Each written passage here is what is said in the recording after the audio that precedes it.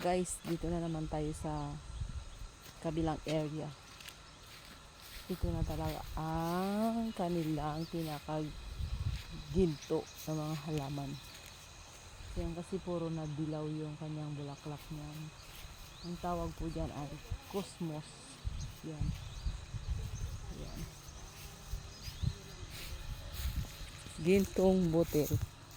Ay, bawal ata ito tapakan. Yan.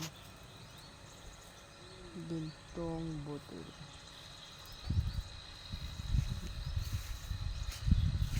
Yan. Magtanong ka dyan kay kuya, baka mayroon kang hinahanap sa uyot. Kuya, meron kayong pang aso na kalaban. Ayan.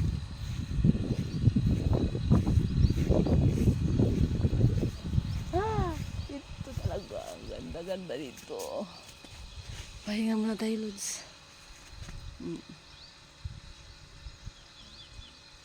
Ito ako sa ilalim.